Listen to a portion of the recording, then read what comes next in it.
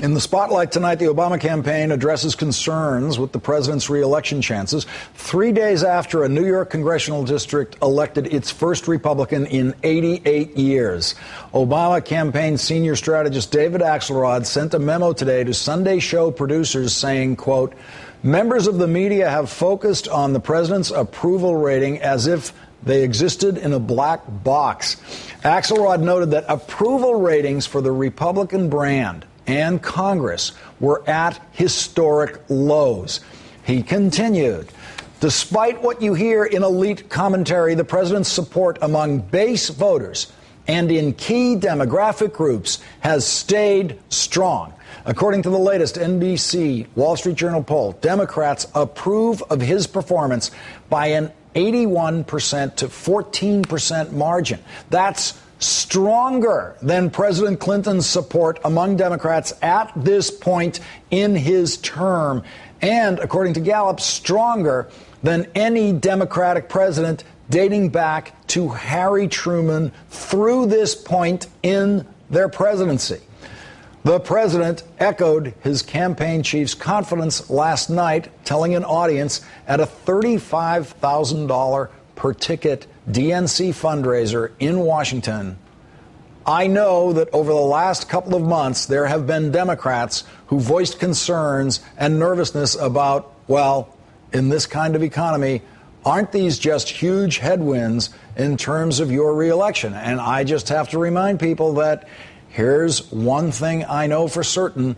The odds of me being reelected are much higher than the odds of me being elected in the first place. Joining me now, NPR White House correspondent Ari Shapiro. Thank you very much for joining me tonight, Ari. Pleasure to be with you, Lawrence. Ari, I don't think anyone out there is really thinking this before David Axelrod's memo, that this Democratic president sits in a stronger position with Democrats, with his base, than any previous Democratic president in my lifetime and before. The imagery out there is of the weakening of candidate Obama.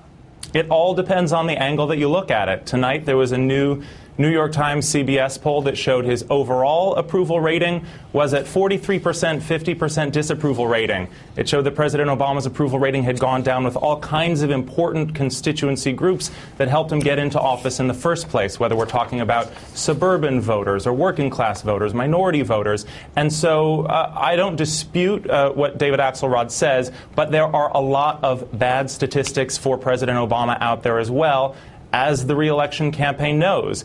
What Axelrod says sounds to me a lot like what he was saying in 2010, which is our numbers, whatever they may be, are far better than the Republicans' numbers. The re-election campaign is trying to frame this as a choice between the Democrats and the Republicans. The Republicans are going to frame it as a referendum on President Obama, and whether voters see it as one or the other could ultimately make the difference in whether President Obama is reelected or not.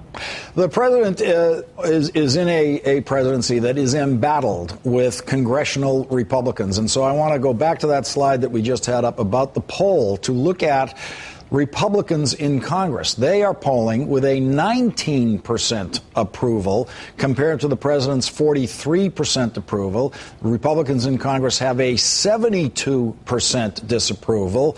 Now, that is not of any individual, but it certainly is in terms of the fight that the president is in day to day, in his day job of president of the United States, his approval versus the party he's struggling with day to day is more than double what their approval is. That's right. I'm sure President Obama wishes he were running for re-election against House Speaker John Boehner. But as you say, in the day-to-day job that President Obama has to do, he feels that he has more arrows in his quiver than the congressional Republicans. And that's why he's confident going out to the American people day after day, pushing his jobs bill, saying, tell Congress to pass this bill, because as little political capital as President Obama may have today, the Republicans in Congress are even less popular.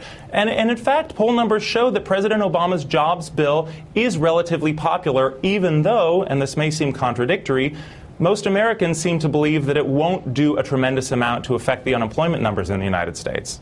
Now, I've actually been struck by how little dissent there has been, how little public grumbling, even unnamed public grumbling, has occurred about the Obama White House, especially after the losses in the 2010 election. Democrats, they will turn on their own president very quickly, yes. As Jimmy Carter can tell you, as Bill Clinton can tell you after they lost the midterms his first 2 years in. And it seems to me that this White House has suffered very little of that up to now. Now there's this undercurrent of what's going on with White House Chief of Staff Bill Daley. Is he disorganized? Is he running that ship the way he should? But that's kind of a standard kind of critique that occurs at this point in a presidency, isn't it?